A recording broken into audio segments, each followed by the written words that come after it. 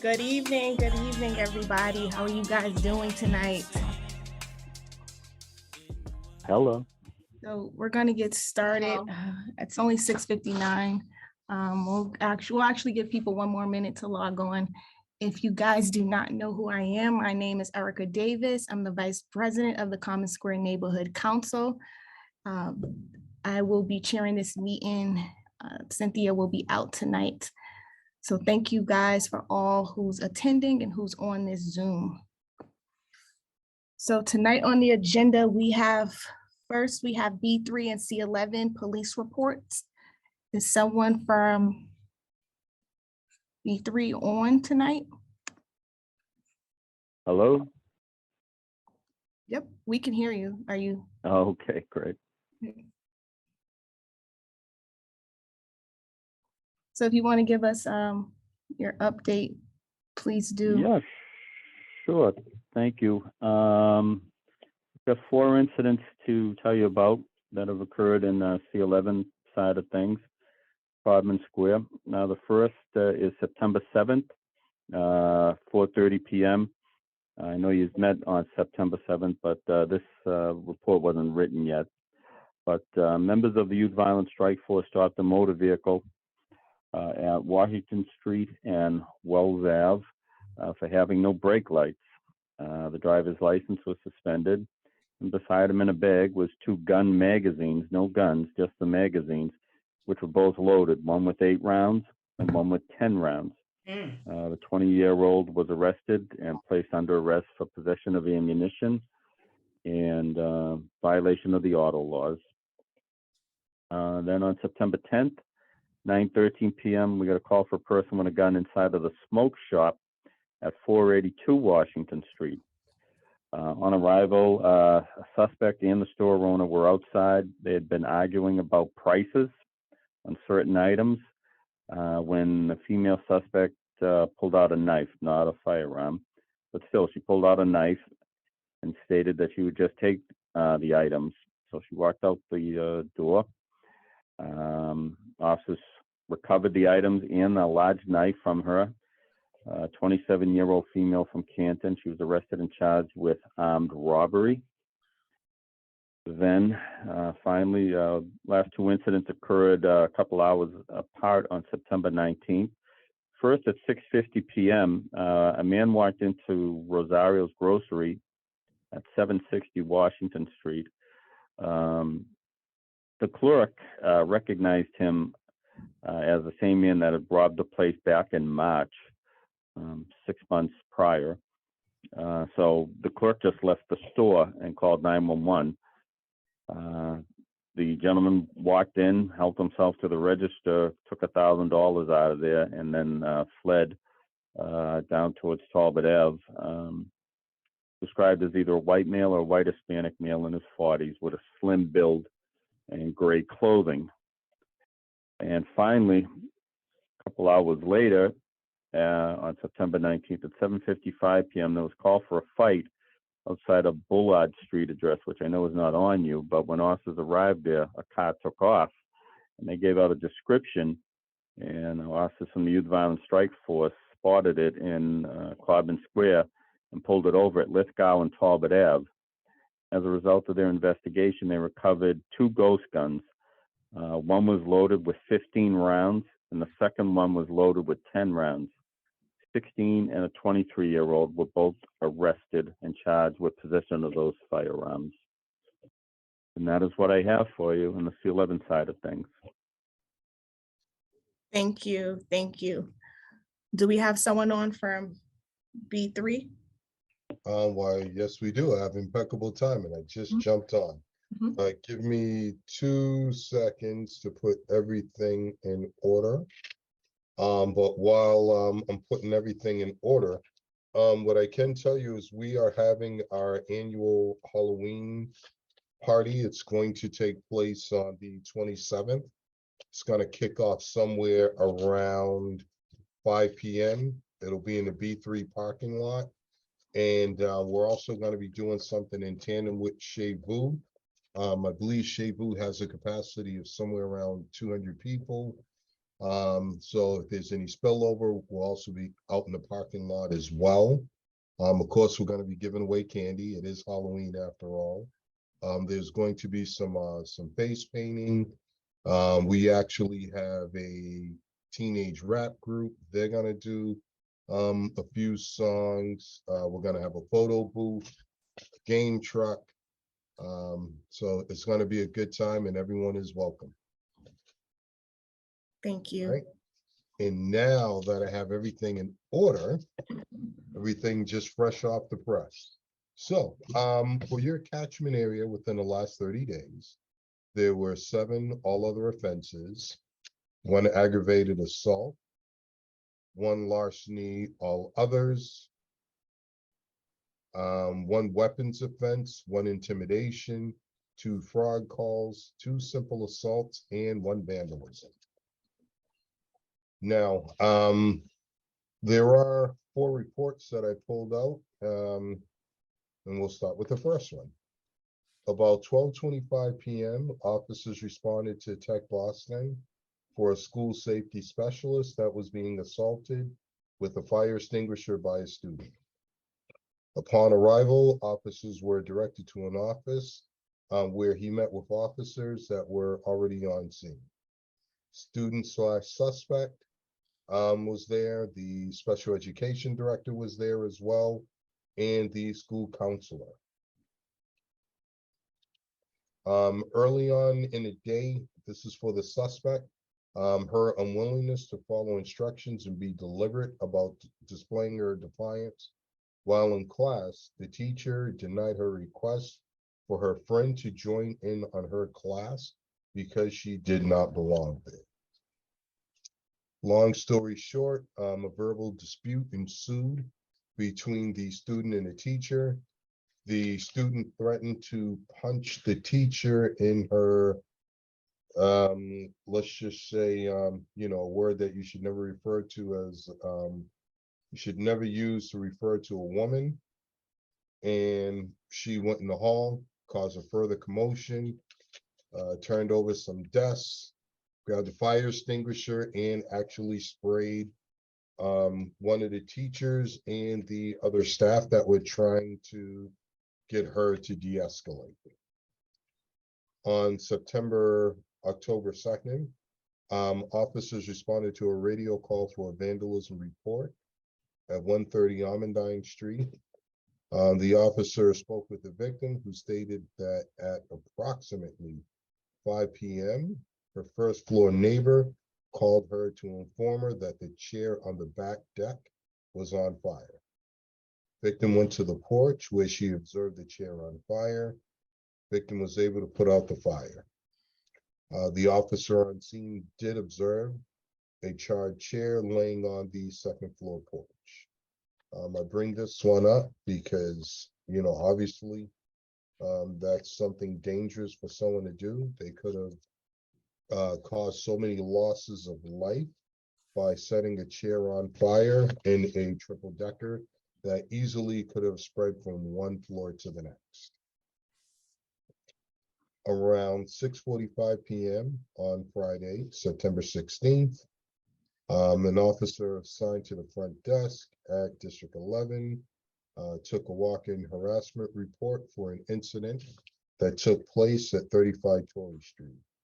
The victim stated she is the landlord at the above address. She further stated for approximately 2 years, the suspects have been living in the first floor apartment and have been harassing her. Victim stated the suspects have called her out of her name and would taunt her, which she has seen on her Ring camera. Victim also stated the suspects will also play loud music and bang on the walls at late night. So that kind of segues into one of the things that I wanted to talk to you guys about. For Boston Police, we have started a new initiative. This is for illegal after hours parties, but also just to reinforce the point that after 11 p.m., anything over 50 decibels is a citable offense. So from 11 p.m. to 7 a.m., those are quiet hours.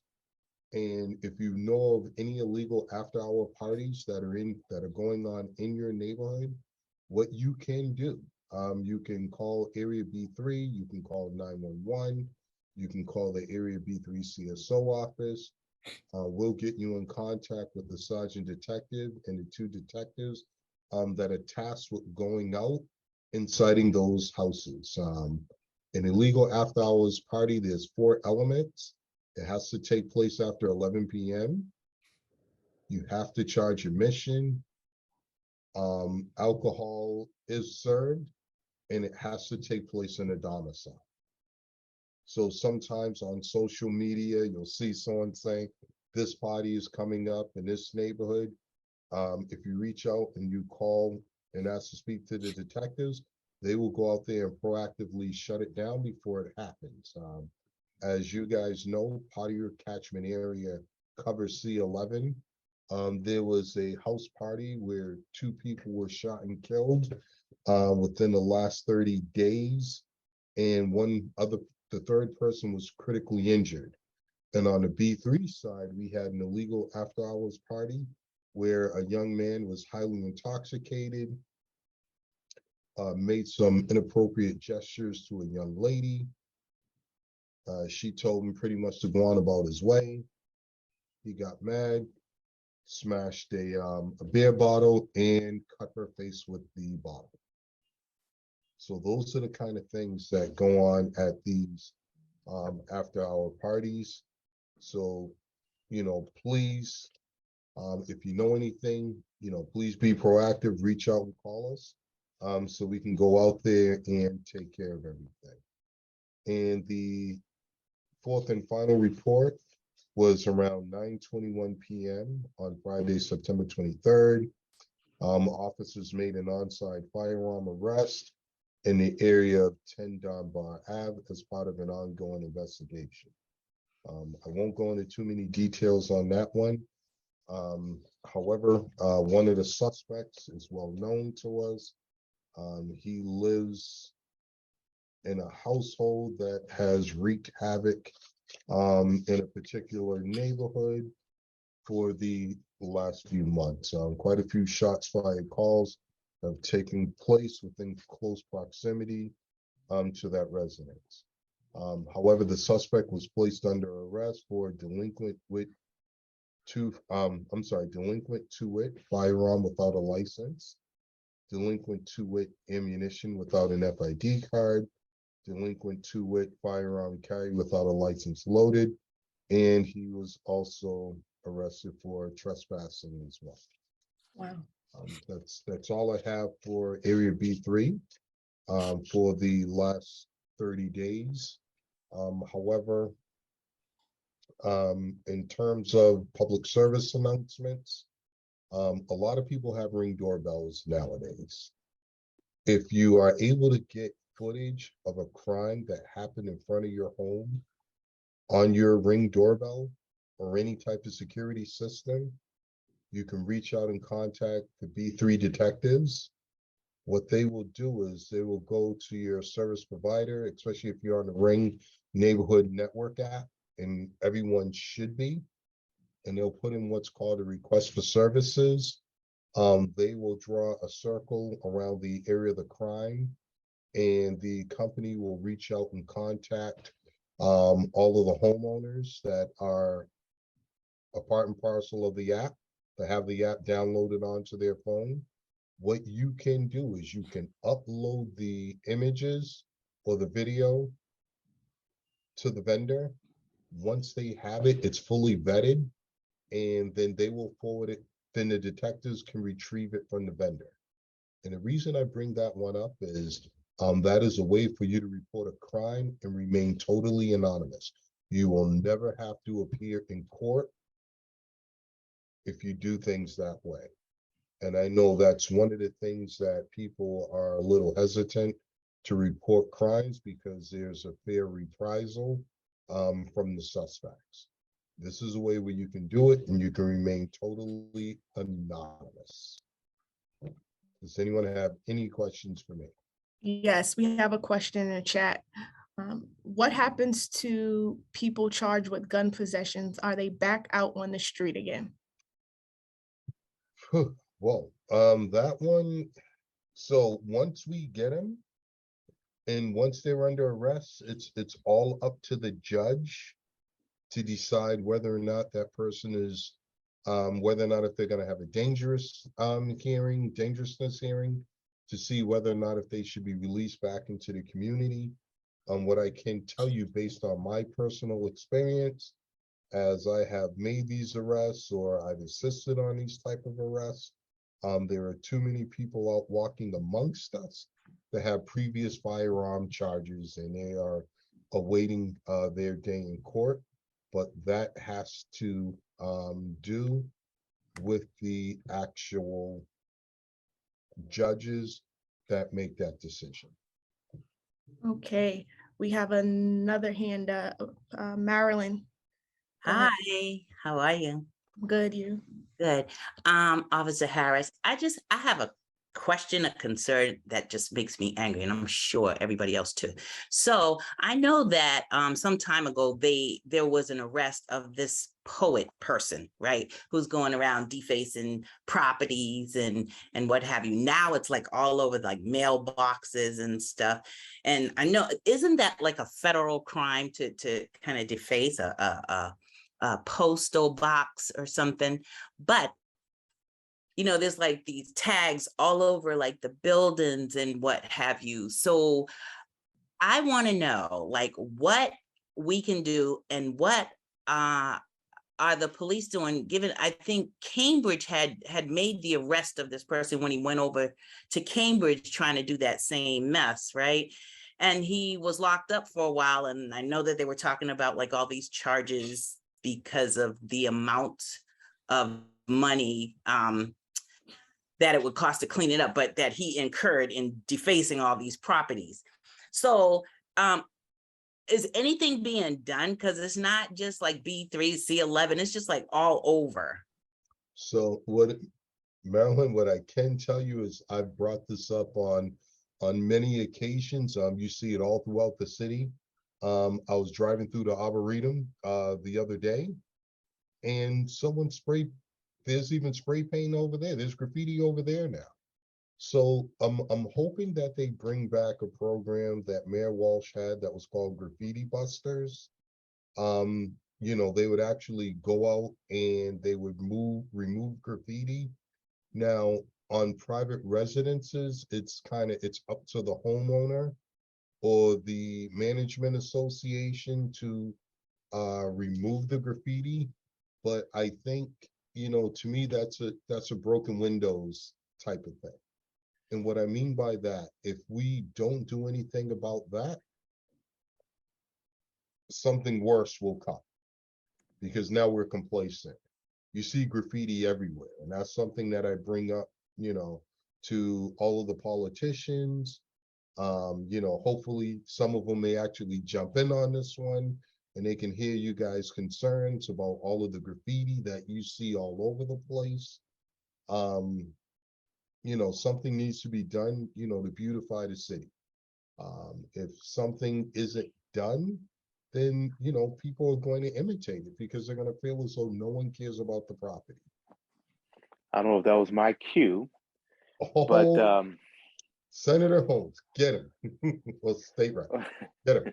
So I still 311 all of those, and so I still see them be removed. So I didn't know about the graffiti busters maybe not being there, but I still 311 them. But to your point, Marilyn, about the cost, what happened in Cambridge, you know, these challenges are hard, Marilyn, because sometimes some folks feel the other way, like they should have a canvas to put graffiti on.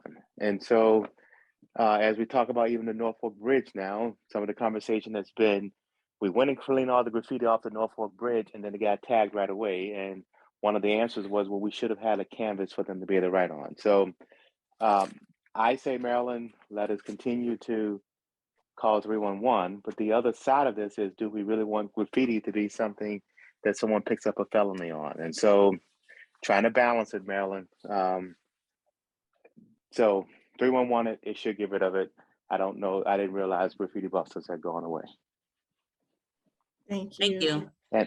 And Marilyn, are you saying you want that to become a felony? Is that what you meant by the cost? Well, it was when it exceeded $10,000, right? But I think more importantly is that when it's on the postal boxes, it is a felony, No, right? I just, I'm just kind of mixed on this. Hey, do I want someone having a felony for putting graffiti on something? So trying to balance that. I think my answer would be no, but we need to figure out something other than giving them a felony. Okay, putting yeah, graffiti. something just needs to be done because, I think as we try to clean up and beautify our neighborhoods, and, this is just like a really ugly look, but especially the poet person, he's back and I see poet everywhere. But thank you. I don't want to belabor the point and hold up the meeting. So thanks. Harris, just a follow-up question. Are we seeing a lot of repeated offenders with gun possession? So in regards to repeat offenders, judges in Massachusetts, they're not elected. A lot of time it's like a lifetime appointment. We have to do a better job of. There are some great judges, and let me just walk this back in a little. Everyone deserves a second chance. Someone can make a mistake, although carrying an illegal firearm can be a potentially deadly mistake, especially if they choose to commit a crime while having that weapon in their possession. But that's where you guys have to advocate and champion, harsher laws. And I know that sounds counterintuitive, especially with all of the police reform and everything that's going on, where they're saying, some people may feel as though we actually need the police to do less. But everyone that I've talked to in, the 40 plus meetings that we attend per month, people want us to do something about the proliferation of illegal firearms in our streets. So we kind of have to, it has to be a collaborative effort between police, between the politicians, between, the residents, to let these judges know that, yeah, someone may make a mistake once. Okay, we get it. Someone may make a mistake twice. Once again, we're a forgiving society. But when you have someone 3, 4, 5 open gun cases, you really have to sit down and question, is that someone that needs to be out walking amongst us? Because you or I could be tomorrow's victim. And I don't say that to fearmonger or to scare everyone, but you just see what's going on, in our neighborhoods. And it's something that has people scared. And you shouldn't have to live in a neighborhood where you're afraid to go out and take a walk with your family after dinner, or to get up and take a nice walk on a Saturday afternoon. And, even if you don't have a local restaurant, you say, hey, I'm going to walk a couple miles. I'm going to get some steps in. I'm going to get a little bit of exercise. And for you to feel uncomfortable walking through your own neighborhood. That's not how we're supposed to live. Especially. Erica, can I jump in for a moment? I'm sorry if it was done. No, Yeah. that's okay.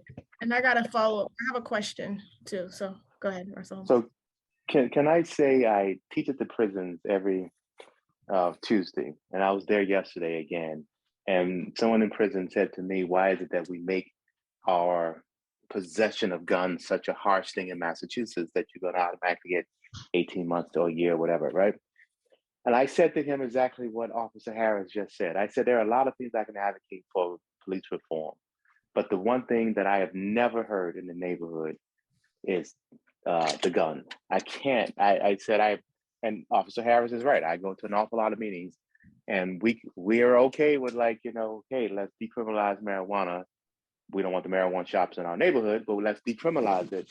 But then also, I've never heard anyone say, let's have some type of reprieve on carrying guns. And that became a big issue in my in my class yesterday, because they weren't able to, one of the guys just couldn't understand. I hear you loud and clear. The gun is not something we want to have judges being lenient on. And there's certainly nothing in police reform, and I've ever heard anything, even as we advocate at the State House, around any more leniency around the gun. We take it seriously just like you do. Thank you. So what's the turnaround time, Russell Holmes, for a response on 311? So if it's been like a month and nothing has been done, what do you recommend? Here's what I say. If it's been a month, then what I want you to do then is to take that item number and just send it to either me or Brian, or me or Brian in this area, and have Brian in particular, the city folks, or I see other counselors on this call, their offices. I think it's really effective to say, hey, it's been a month, this thing hasn't been done. Here's the 311 number. Can you guys go and push this through? Okay. Thank you. Thank you. All right, moving right along. We're gonna have an update from Catherine or Charles about the Common Square Farmers Market. Hello, everybody. Hi, Erica. Do you mind making me a co-host so I can share a slideshow, please? No problem. Thank you. Hello, everybody. Good evening.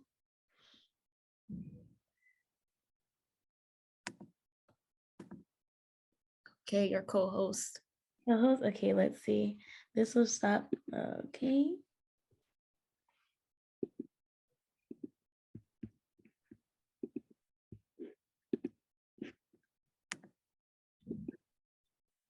Let me know if it goes. Uh-oh,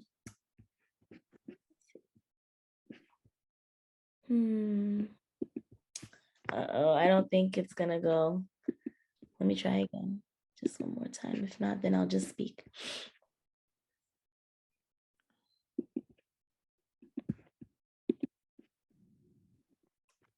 Okay, I don't think it's gonna go, and that's fine. I'll share my screen as well. I might have a little bit of information. Oh, if I send it to you, will you be able to pull it up while I just talk? Yeah, sure, but I think we have a slide in regards to the.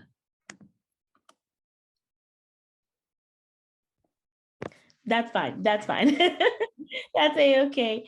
So I'll keep this really brief, but I just wanted to let you all know that the farmers market is nearing its end of the season. Next Saturday is going to be our last farmers market for the season. We started on July 16th, and October 8th will be our last one. We had a really, really great market season this season. We were able to provide farmers market coupons to over 300 families.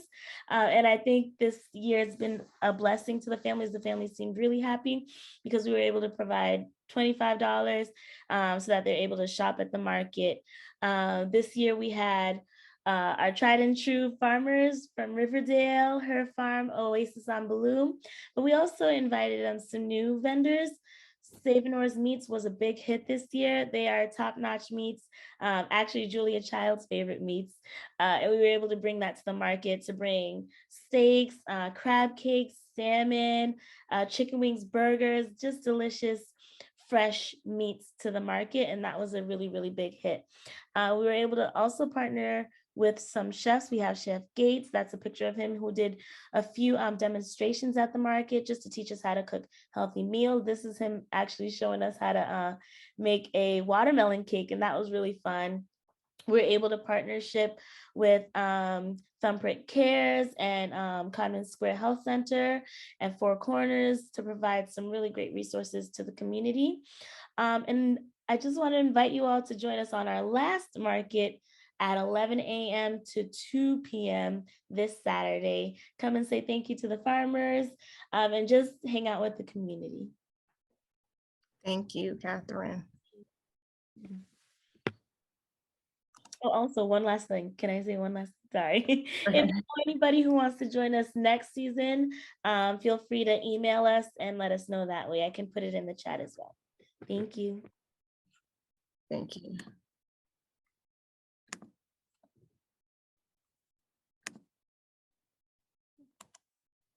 All right. So join us on November 18th for our annual Hidden Heroes and Sheroes event hosted by the Common Square Neighborhood Council and the Greater Four Corners Action Coalition. At this celebration, we recognize individuals in the community who have demonstrated leadership, initiative, and commitment to improving the quality of life in our neighborhood.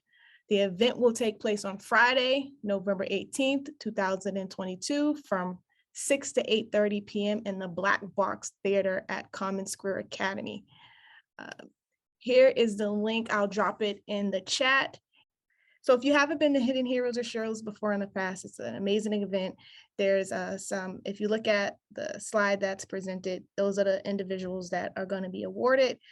We have the Millennium Award to Superintendent Nora Boston. We have the Civic Leadership Award to Juan and Skins and Safford Lewitz. We have the Neighborhood Leadership Award to Justin and Jamie Chase and Desirina.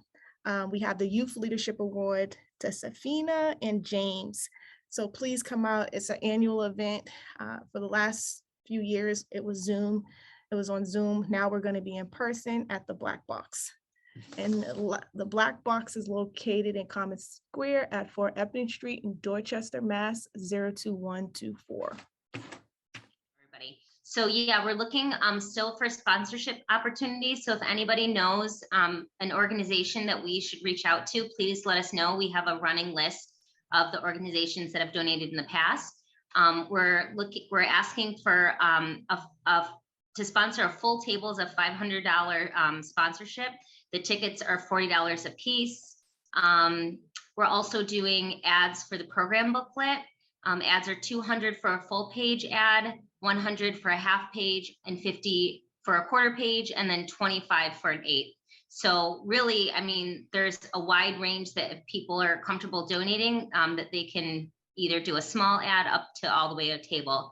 The seating is a little bit limited this year compared to the Great Hall because we are kind of in a pinch throwing this together to be in person. So we don't have to sell out that many tables to make the event a success. So we're really trying to push that our awardees would not have to pay for their own tickets and that we can hopefully get the full sponsorship of all the tables. So that's our goal. So yeah, if you know anyone, please spread the word, and I'm happy to forward. We have a formal letter that you could send to someone if you're interested in pursuing an organization. Thank you, Amy. Thank you, Erica. Yep. Russell, you're up next. You have. I need 30 seconds, please. Give me 30 seconds. I Okay. want to grab something on the energy savings program since nobody was here. I want to start there. Okay, that's great. We're hoping that we get a handful of sponsors. This is how we make the event happen.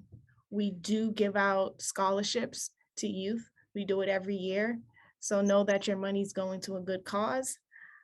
The youth are very appreciative, and it helps them for their near future. So please, if you could, sponsor. All right, and I'm sorry, Erica, if you don't mind, I'm sorry to interject, but I forgot something very important earlier. For the B3 Halloween party, we are taking candy donations. So if you would like to make a donation, please come on into the station. Let the officer know that's sitting at the front desk that you're there to drop off some candy for the upcoming Halloween party, and it would be greatly appreciated. I know we've kind of gotten away from meeting in person with the Zoom meetings and everything else, but I'll be there. Officer Nadia will be there. A lot of B3 officers will be there. It'll really give everyone a chance to meet face to face, and your children will be able to get some good candy as well. All right, thank you. Okay, so no one's on from Common Square Neighborhood Development Council. So Russell, we're going to give it to you. All right. Thanks, everyone. So I'm going to begin with this conversation around energy savings. And I went and grabbed my little folder downstairs because these are the type of notes that I was taking this morning about my energy saving here in my house. So as you guys know, we're going to have a very expensive time with both. I don't know what the energy saving program was going to talk about, but I'm just going to just break it down. We're going to have a very expensive time over the next couple of months with both heating and electricity. I think you guys have seen that it's anticipated that our heating bill will go up somewhere in the neighborhood of 6% in electric bill. And so one of the things that I think is very, very important is all of us who have Eversource. This is what we all have. This is my handwriting. But to go onto your bill, and on your bill, there's a place that we can see who the supplier is. And so on the bill, you go to your supplier, and the mayor and her team has done the effort of all of us, being if you hadn't selected one, essentially automatically getting onto a program that is with Constellation. It was the provider, not Eversource, that we can change our supplier. And so the reason I'm telling you this is because as I look at my bill, the bill, if you go with the Eversource basic, it's 17,871 cents per kilowatt hour. Versus there are three options when you call into the Constellation folks. You can choose the one that is the least expensive, which is like 10 cents or 11 cents. And that is like, hey, you meet the bare minimum for what it costs or what the state has as a requirement for us to deliver power. Then the next option is you can do the bare minimum plus 10%, which is the one that the city really prefers because that's the one they put us all on. And then it's a little bit more expensive, but if you say, hey, I have this value where it's very important that everything stays green and solar, then I can have a little bit more expensive, and it's like 13 cents. But no matter what it is all much less expensive than if you're on the Eversource. And so when you're thinking about just, hey, what should we be doing as we prepare for this winter? There are some folks who are going to qualify for LIHEAP, right? There's some folks who are going to qualify for the low income heating assistance program. That's basically what that is. You go down to ABCD, and then ABCD goes through all your business, essentially, and says, hey, this is how much you earn, this is how much you don't earn, and this is how much you can now have. So there are those folks who are going to qualify for LIHEAP. Then the challenge that I've been having, the conversation I was having today with two people, is around all the folks who don't qualify for that. And the question for them, they were asking me, well, what do I do?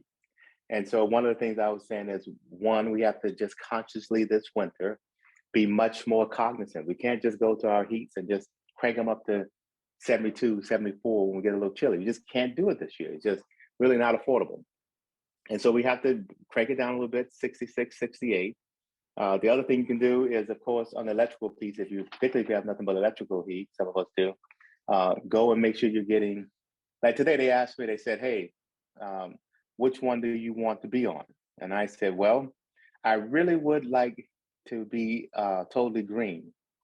But I said, the totally green is 13 cents. I said, I want the cheapest bill I can get. So I'm gonna tell you right now, I chose the 11-cent one. Y'all can get mad at me if you want, but I said, I want the cheapest bill I can get.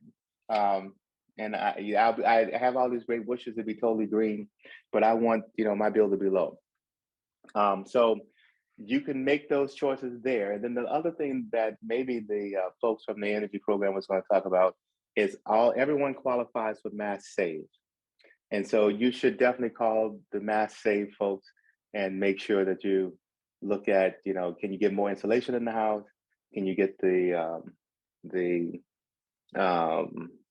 shower heads that drain less water? All of those things. And then of course you should still, if you qualify for ABCD, you should maybe get the new furnace if you qualify, and all of those things that they get as well. So you guys can just walk over to Claiborne, go to ABCD, and ask them, can you get qualified there? Call Mass Save, call Constellation. The Constellation 800 number is 833-930-3161. See, I didn't realize I was talking about this tonight, but literally this is what I was doing earlier today. 833-930-3161. And for me, it really worked well because you guys may not remember, but about 4 or 5 years ago, Isaac and the folks over at Second Church with Al and Olive and all of them pushed me to come and put solar on my house. So that's the other option for folks who don't qualify for LIHEAP. They were saying, hey, rep, you need to go get solar. This is why you need to be an example. We put it on Second Church and put it on my house. And I didn't realize this, but of course, we get the tax breaks, we get the SRECs because I own them.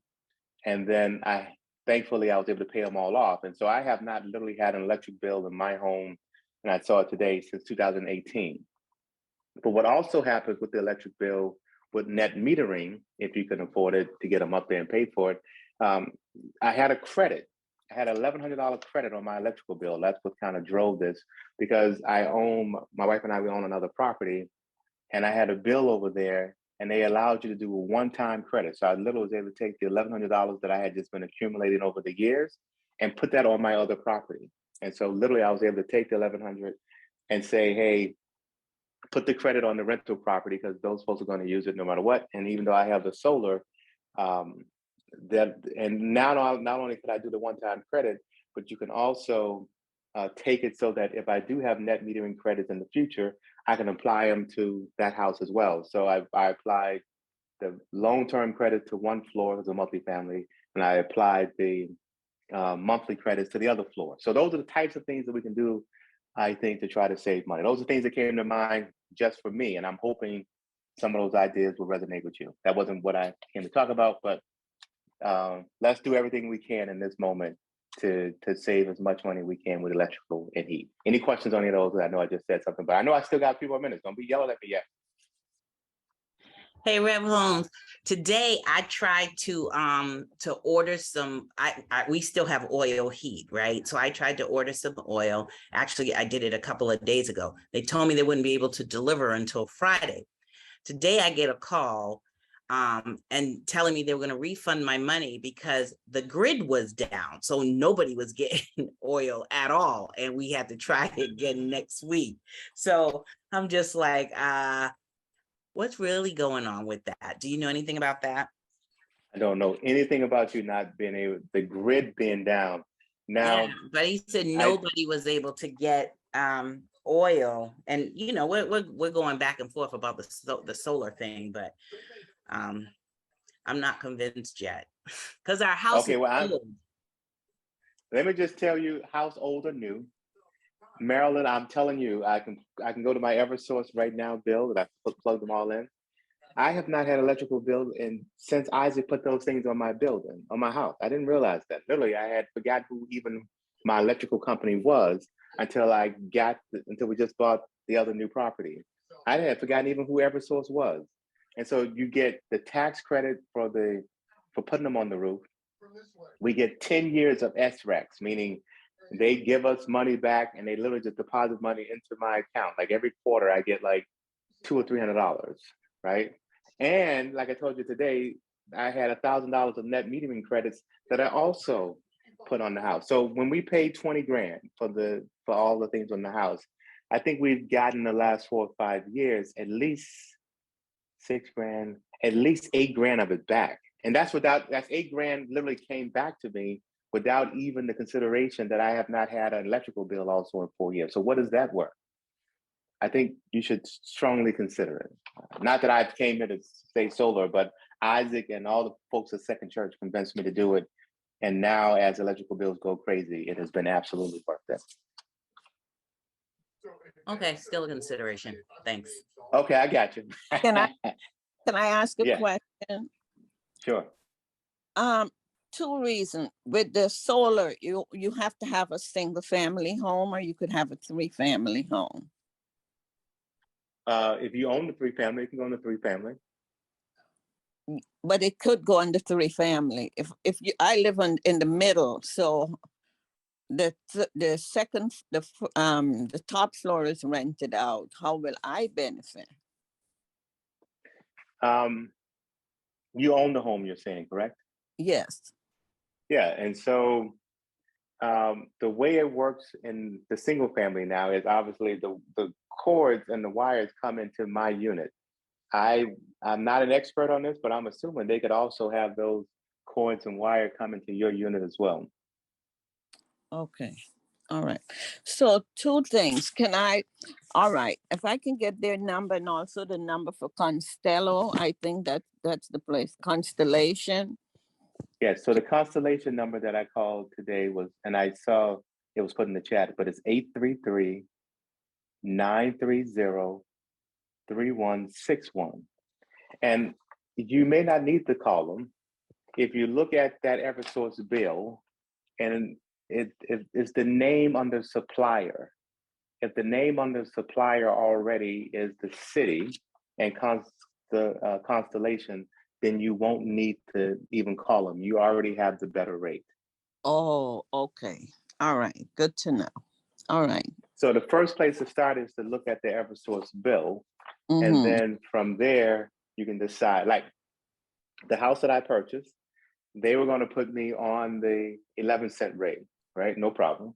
But that's what was going to automatically happen because that's what the city chose. And I said, I'm glad if the minimum standard for the state is the 10-cent rate, I want the 10-cent rate. So I said, before you put me on the 11-cent rate, put me on the 10-cent rate because, there are 3 floors over there that I don't want to be paying these people's electric bills. So everyone has their choice. You can go to the 13-cent rate as well. What's great is all of us homeowners, we got something in the mail, and that is an envelope that describes all of this.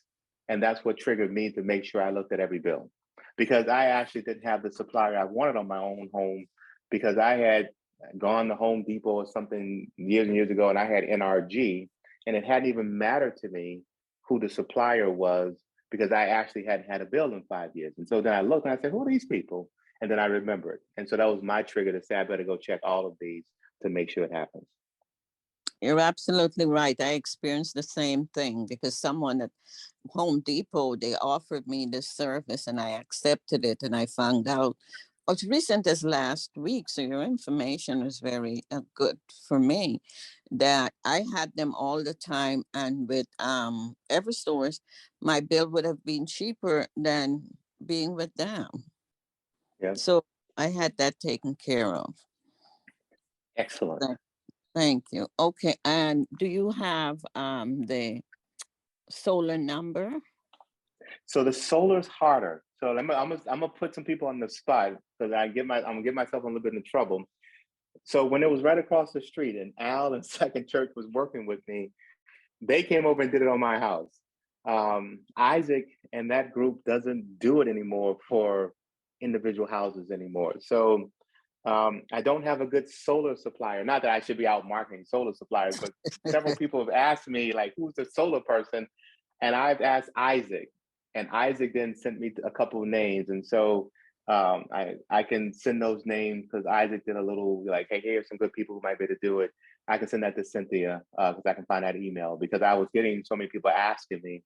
And Isaac was saying he doesn't do it on individual homes anymore. So I can send that to Cynthia and we can do it that way. Okay. If that's okay. Okay, thank you. All right, now don't be yelling at me because this is not what I came to talk about. But I'll take any other questions. It sounds like this was something that we needed to talk about tonight. We're good? Russell, I had a question. Yes? Okay. I did put it in the chat. Can you repeat again who the supplier should be on your bill?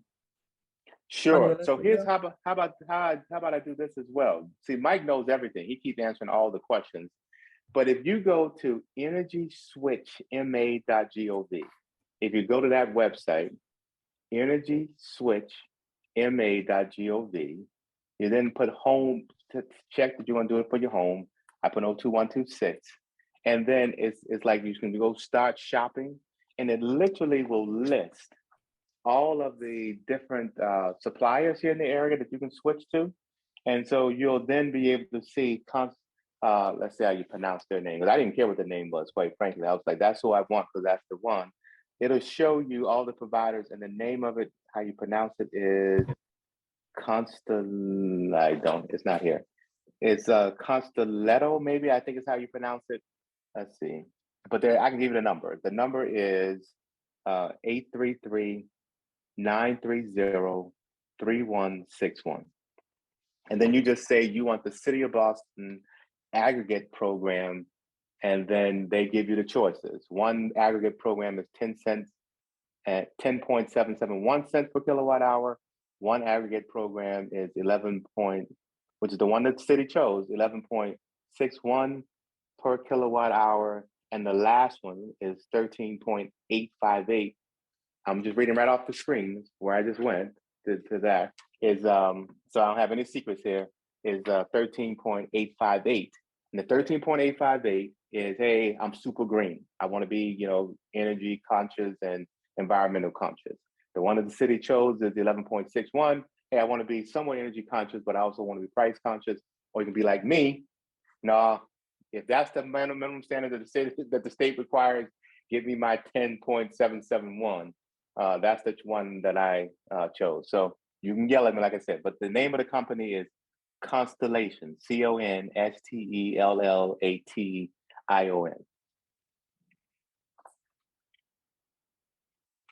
We're good there? And then that goes all the way through December 2023. And then the city will then figure out whether or not they're going to renew with Constellation or pick someone else or a different supplier. They'll probably put it back out for bid. But that relationship with them will go into 2023. And you cannot change the delivery. So you have the supplier and you have the delivery side.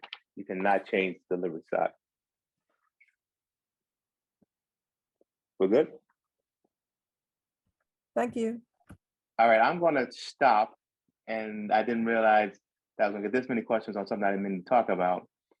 But Mike was throwing a lot of things in the chat. Mike, did I miss something? Did I do something wrong? Did I say something wrong? It'd be great to make sure. I'm just talking about my experience. Maybe you know a little bit more there.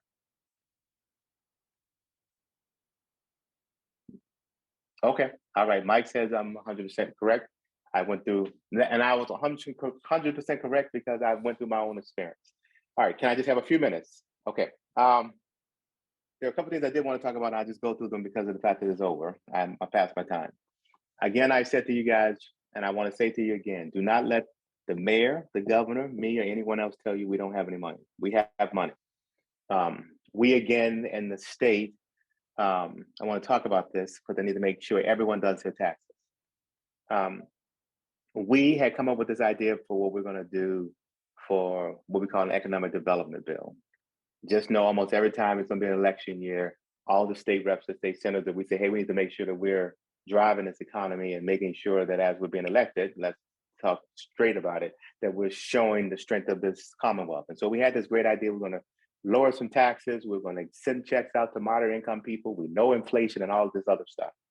The gov then, right as we're making that decision, says, hey, I don't know if you know, there's a 1987 law that you guys better pay attention to, that because we have all of this revenue that we were not expecting, we have to give it back to the people. And we're like, okay, that's going to change this math. And so sure enough, the auditor did come up with a number, and all of us will share equally. And I don't like the idea of equal. I like more of an equitable thing, and many folks in the legislature do, because we want to give to those who are really, really in need, not just to all of us equally, but that's where we are. 2.95 billion is about to come back to all of us. And so, and the thing I want you to just know that if, let's say you filed your taxes and last year you're supposed to pay $1,000 in taxes. The way taxes work is that you file your state taxes and it says, hey, you're supposed to pay $1,000, but you actually paid $1,300. And so we're going to send you back a $300 check.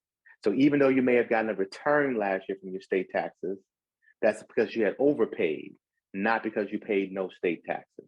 So last year, I think the lines are like 36 or 37 on your state tax form that says, hey, this is what I paid in state taxes. Whatever that amount is, if you have filed your taxes, and the thing I want to say is file them now because it's due by 10/14. That's how I think the governor's going to do it.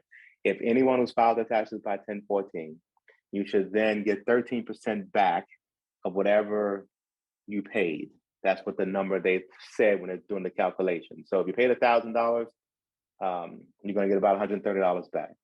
And so with this happening, we have held off on doing our economic development bill because now in this time of economy where, obviously interest rates are rising, inflation's rising, but all of that's happening and the economy is still gunning. It's still just moving very, very fast.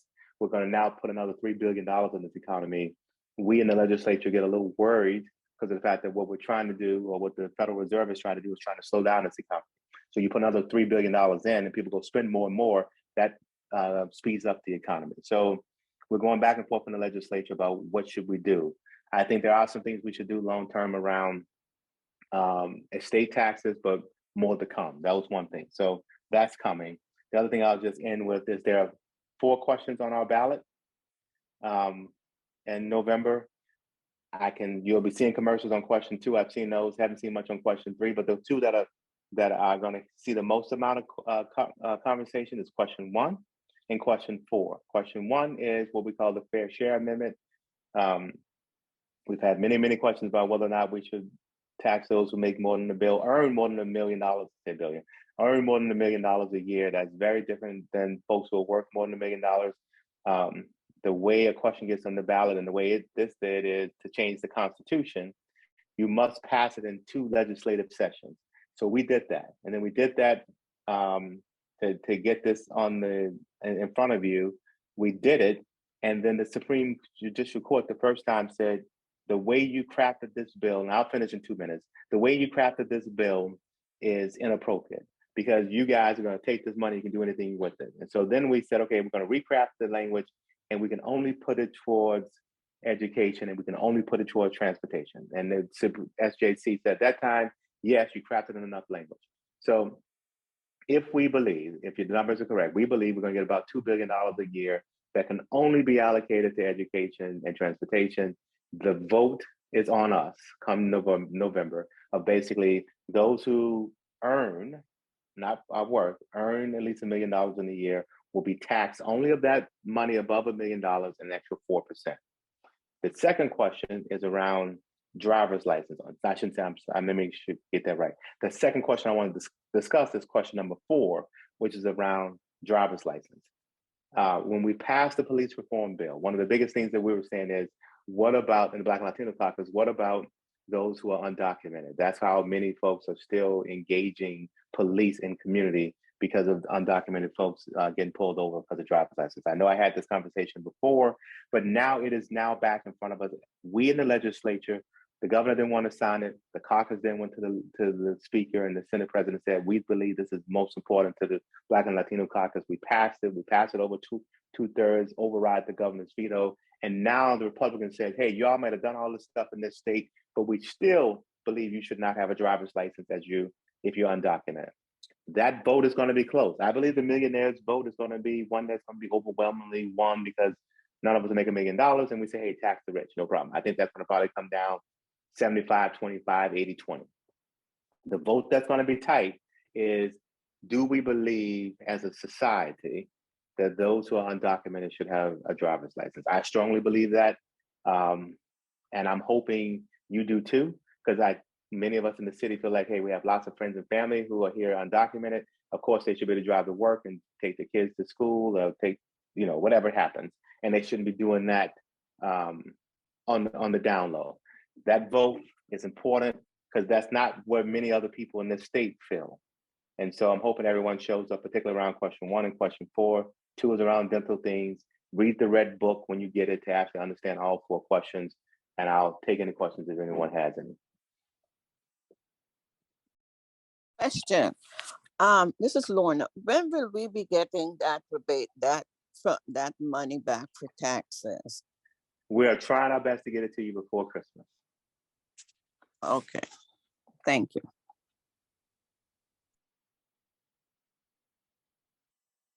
Any questions on the questions? 1 and 4. And there are 4 of them, but 1 and 4 I'm really most concerned about. You have your red books. Please read your red books on what the questions are if you have questions. The dental folks say, oh, dental bill will go up 38%, blah, blah, blah. The other folks say, well, anyway, 1 through 4, but 1 and 4 are the ones that I'm most advocating for. I would definitely want to take any questions if you have any. Okay. I'll be here. Well, I don't have a question about, 1 or 4. Me, I just have a question about the Norfolk Street Bridge. I just want to know, where are we in the process and on improving our overall public safety? And what steps can we take, to make sure everything works out? Well, as you know, we had the walkthrough on last Thursday. After the collection of us left, both Para and I walked the Norfolk Bridge and walked the steps and just walked the entire area by ourselves. And so we have some suggestions that we'll send over to MassDOT. As you heard me say earlier, I'm still concerned about that bridge being tagged as I keep cleaning it. We hear you clear on the steps or being able to be seen behind the barrier. And Para, who is of course a transportation expert, said once he got over there, he says, "You know what, Brett? There's plenty of room on this bridge." And I said, "That's what I'm telling you. There's plenty of room on this bridge.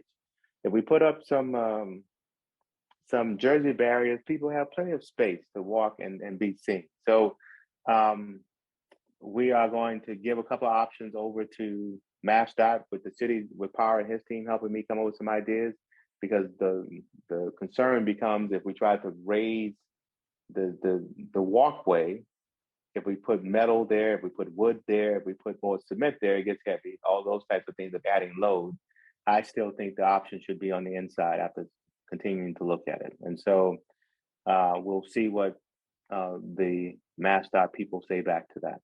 Because Juwan, you guys entered this conversation saying everybody wants to not be behind the barrier. That's not true. There are some folks who like being behind the barrier because they feel it's safer. So so I hear loud and clear that that's your desire, but I have heard folks say to me, and because of the fact that you guys have been so loud, they come to me and whisper to me, "No, I want to be on the other side of the barrier. I feel like I'm separated from the cars and I feel safer over there." Almost every one of those persons, though, obviously are taller. I've not heard any of those people who are shorter say, "Yes, I want to be behind the barrier." Every one of those persons could be seen behind the barrier. So I am trying to balance both of those conversations that are happening. I have something to say. I live Yep. not too far from Norfolk, from that bridge, and I was robbed on that bridge. I would like to be able to see. I'm short and so I can't see. Once I go in there, once I go through that bridge, I feel like I'm in a tunnel. And I've always complained about that bridge. It's And you not. told PJ that loud and clear, Miss Lorna. You Yes, got in his ear. He told me that 3 times. Miss Yes, Lorna was like, I got robbed on this bridge and they can't that's see right. me. That's Yes, right. They you were in can't his see. face. We talked about you for a while. yeah, Yes, and I'm yeah. gonna. Miss Lorna, thank you for sharing that story, because that's one of many stories that I received, doing outreach around the bridge and just hearing up about the public safety. And just for clarification, definitely we wanted to remove the barriers, but we wanted the bridge to be similar to the bridge on Morton Street, similarly because the bridge on Morton Street, it's low. So folks can just walk right across it with that barrier still there. There's no graffiti on any part of that bridge. And we can, think creatively about making sure that people with disabilities, mothers with carriages, elderly parents, making sure that they can get down those steps at the Norfolk Street Bridge. Now that the Baloo Bridge is out, and now we're looking at Norfolk Street. The only way for folks, to get, I guess, into the Woodrow Ave neighborhood, is to technically hit Milton Ave, or the street that's right there at the intersection. It's escaping me right now, but I basically got you. I understand. we're New England forcing Ave, our that whole area. neighbors. Hold on. Yeah. So we're forcing our neighbors to walk around as opposed to down the stairs. And that's Now, Jawan, you and I just had this long conversation on Thursday. You're just trying to get it on record in this conversation. I hear you loud and clear. I'm just simply saying to you, I'm not going to destroy a bridge that is functional. I have to find a solution. Now, the bridge that we're talking about at Norfolk was built when literally I was in high school. The bridge that was Morton Street, I was the rep. And so I advocated for all the things that you're saying. I agree. The bridge on Norfolk has the concern of safety. The bridge on Morton is better. However, the Morton Bridge also had its own complications. The folks who are at Seams and the other places are angry because we took all their parking spots. So there are things that come pluses and minuses with both. I hear you loud and clear. My answer was, Juwan, I've talked to the transportation expert, walked it again, and I will go back to MassDOT and see if they can come up with a solution that we all are agreeable to. Okay, yeah, not a problem. I just want to make sure that the long-term goal is to get on MassDOT's bridge renovation But list. that's what you keep saying. And I keep saying that the length of the bridge is 70. And so you say that, and so that means I'm supposed to agree with that. Rep Holmes, the reason why I say it was because it was backed by a petition of 200 people. I'm not just saying it just to say it. There are 200 signatures that support what I'm saying. So this is why I'm saying the bridge and I'm saying to needs you, renovation. I am not agreeing that we should go knock down a bridge that is functional. Whether or not I have the 200 petitions or not, I'm not going to agree that I should go destroy a bridge that works. I'm going to find a solution for safety. And so you keep saying it as though I'm not supposed to respond. And I keep saying to you when you say it, I'm not in agreement for destroying the bridge. And that's okay, Rep Holmes. It's great that you don't agree on that, but you have 200 constituents that do. And I think you should listen to more of your constituents than just thinking of how you want to move on this. I think this is a different conversation. Let's table this to another time and let's move forward, please, for the sake of time. We got until 8:30 and we still have 2 other things we got to get to. Thanks. Thank you both. Can I just ask a question? Well, just kind of let everyone know. I'm looking in my red voters information, and question 4 isn't in mine.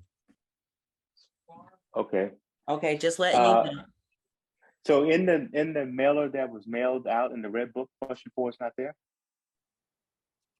No, it's not, but I know that I know that within the past couple weeks that they just finally I guess was able to get information out. So I don't know if it was late before this booklet went out, but it's definitely not in here. It's just got 1, 2, and 3. Thank you for letting me know that. I did not know that. All right. Thank you very much for letting me know. Thank you. Is there anything else you wanted to run through, Russell? No, I'm good for now. I have a residential exemption thing, but you sure? You got about 2 minutes. Okay, so on residential exemptions, for those who are not aware, if you transitioned your property in the last year, please, you should have gotten your latest tax bill. Would you please look at that and make sure if you own your property, you should make sure that you are getting that $3,300 savings a year. I give this example. I had a person who was paying a lot in their taxes. And I went to go visit her and I said, hey, I looked online and you don't have your residential exemption. She says to me, well, no one ever tells me. And I happened to be sitting on this day, coincidentally, the water bill was literally sitting on her table. And I said to her, do you know if you open up that water bill, there is a sheet of paper in there that tells you all about the residential exemption you should have. And she opens it up and there it was. And so it was just a wake-up call for me that still she had been paying, she's on her own for 30 years and she had been paying more than she should. If you own your property in this city and you are paying your taxes, please make sure you submit the paperwork to get your residential exemption. It saves you $3,300 a year. And now is that time when you should have gotten that bill, and then you have until April of next year. But if properties transition over the last year, you should have gotten something in the mail at the end of August or at the beginning of September with a due date of October 3rd. If you don't get it in by October 3rd, they do give you a little bit more time, but please, it should have triggered if you transition your property. Please file for your residential exemption. Russell, isn't that income based? Not the residential exemption. The personal exemptions are, but the residential exemption is not. Russell, can you explain what that is? Residential exemption? What is it? What does it entail? You have to live in a property. Explain a little bit more. So you live in your property and you live in Boston. What we do then is they're gonna you do the application, and then they go and submit that application to the Mass Department of Revenue to confirm that you filed your taxes, that you live in that property, and that you own it. And then once they verify that with the Department of Revenue, then the following year, you will literally save $3,300 at this stage every year. And then it's been going up. It was, $2,700, $2,800, $2,900. Now it's $3,300 a year. And that exemption is not income based. The others are. Oh my God. Mm. So if you didn't know that, you just gotta live in the property, right? And be a resident of that property. So it can't be an investment property because you don't live there. Correct. So it's And a residential, what is it called? Exemption? Mm. Residential exemption. And you can call down to the city of Boston and they can direct you to the right department. And you can either go there and pick up the paperwork, or you can let me go. just tell you right now, Ms. Lorna, if you don't have your residential exemption, I'm coming to your house and bringing it to you myself. Thank you, Russell. I think I have it. I'm gonna check. Don't worry, I'll check tomorrow and see. No, I'm gonna check right now. Just slide me what your address is. I'm gonna look right now. I don't want you worried about this. 347 Norfolk Street in Dorchester. Okay, you'll know in 3 seconds. I'm gonna look it up. I'm pretty sure you have to have this. Come on, 347 Norfolk. Sorry, guys. That's fine. We want to make sure. Miss Russell, Lorna, on your tax residential bill, exemption. You're all set. You have it, Miss. Yes, so you're all set. Okay. Russell, is Yes. this something that you'll see on your tax bill? You should see the breakdown of it. Is that where you'll see where it says residential exemption? Yeah, so your 2020, the first one they send you, that's what I was saying. Now you should see your 2022, the first one they send you, they'll say, here's your home valuation, here's what your residential exemption is, and then here's what your tax base is. And they break it up in 4 slots. It's not all one. Yeah, it's quarterly that you have to pay it. That's right. Oh, And then okay. thanks, Shawn. You go to tax assessing online. You go to City of Boston and you go to assessing online, and then you can literally see your tax bills by putting the address in, and you can see your residential exemption there. Or you can just go assessing online, and as Shawn says, time you pull up the property, like for Ms. Lorna, you can see residential exemption, and she has it. So the answer is yes. But you don't have any personal exemptions, and those are the ones that you would have to qualify for. Thank you. Yeah, I know. Mhm. Thank you. Thank you. So we have Mayor's Office of Neighborhood Service. Is Denise on?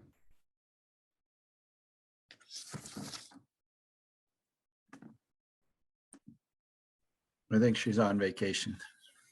Okay, is anyone on her behalf? Anybody on? Well, I'm here from Inspectional Services. I left my contact in the chat group. If anyone has any concerns, inspectional service related, please feel free to email, call me. My information's on the chat group. Tell me a little bit Oh, I about. got something. I'm sorry. So I One called the question. mayor's office today. Let me tell you, that corner of Hazelton and Blue, man, I texted to the mayor 2 weeks ago. That fire with the Haitian families, that building would be good to know when we're gonna get that building back. There were lots of Haitian families in that. And then I think it's 1333. I know I called you on it before, that with all the tires at that old tire shop, that is a corner of my district that's driving me crazy. The fire on one side, the tire shop on the other. Please make sure, Flavio, you continue to include that, because it just angers me every time I see it. Yes, that's on our radar. It's a civil matter now. It's in court, so we're just waiting. I'll try to see if I can get an update from our legal team tomorrow, and I'll send you a message on that. Thanks so much. Really appreciate you. In 1 minute, can you tell me what your department does so those on the Zoom can get an understanding? Sure, I'm the Director of Constituent Services over at ISD. we handle all the complaints that come in through the constituent for all the 5 divisions within ISD. So any complaints related to housing, building, sanitation, rodent control, weights and measures, you can all send it over to me, and we'll take a look. We also work very closely with our partners at B3 to look at problem properties. I also chair the investigation and enforcement team that looks at more complex cases that involves multiple divisions within ISD and other city agencies. So my information's on the chat group, and you can reach me on my cell or email anytime.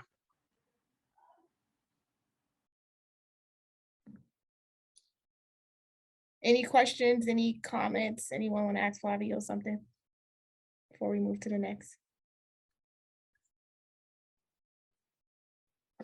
All right. Announcements and new businesses. Anyone want to share anything? I'll provide a quick update if that's okay. Please. All right, thank you. I'm coming on screen. 1 second.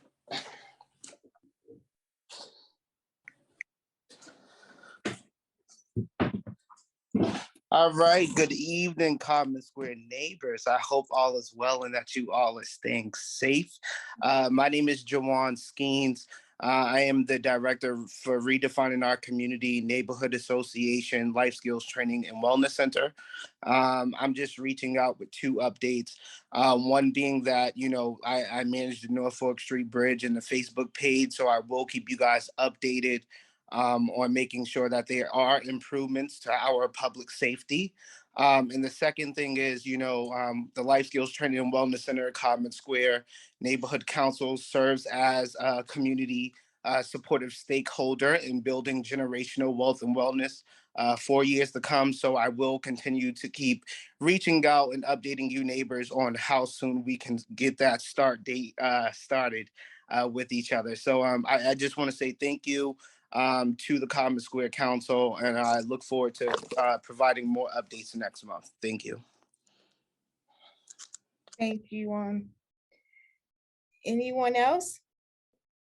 Good evening, everyone. Lisa Searcy, Director of Community Engagement, City Council at Large. Erin Murphy's office, just real quick, glad to be here. A lot of great information. Thank you, Rep Holmes. Got to check my energy bill out and see who my supplier is or change my supplier. B3, thank you as always for keeping us updated. I do live in this area.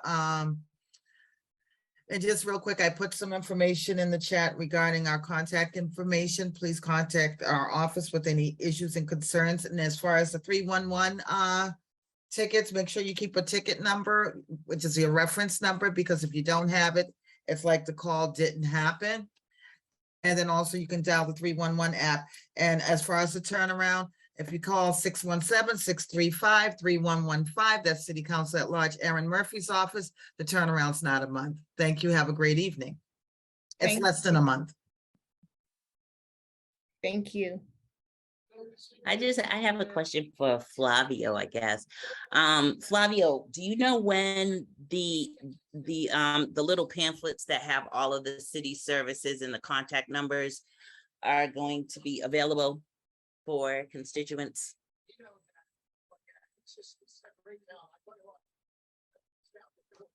I believe Flavio stepped out already. Oh, he did. Oh, okay. All right. Well, does anybody know? Lisa's still here. She might be able to answer it. Who? Oh, Lisa. Okay, go ahead. What is the question? I'm sorry. You know, the little pamphlets that kind of tell you all the city services that they usually put out, usually around the fall time, like for leaves, for snow, for trash, 311 stuff, like all of the contact numbers and different dates for like the leaves or those special disposal dates and stuff. Do you know like when those will be out? I don't know when they'll be out, but if you can contact me directly tomorrow, I'll find out and make sure you'll, find out when they are coming out, but I don't think they're out as of yet because I haven't seen them. Okay, thanks. Hey, Marilyn, you're talking about this thing, right? Yes, Where'd you get yours from, Rep? yeah. Oh, right. No, I'm saying this is last year's. Oh, I was Oh, getting ready right to here say, available. let me find out. No. I'm saying I was just trying to let you know. She's talking about this thing that comes out. Yeah, I know what you she's know. talking, I just haven't seen them as of yet. Yeah, I had a couple of seniors ask me about it, so. Thank you. I got mine right out of my important drawers. I'm gonna go get you guys. And it says there, it tells you all about homeowners and renters and where to keep this rent, where to keep this heat at. So You did what?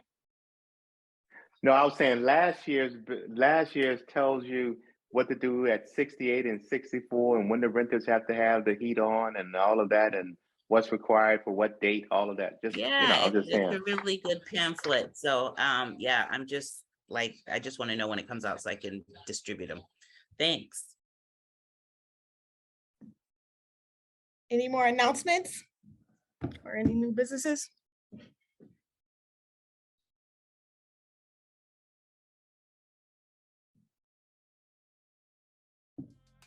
Okay, well, thank you all for joining us this evening.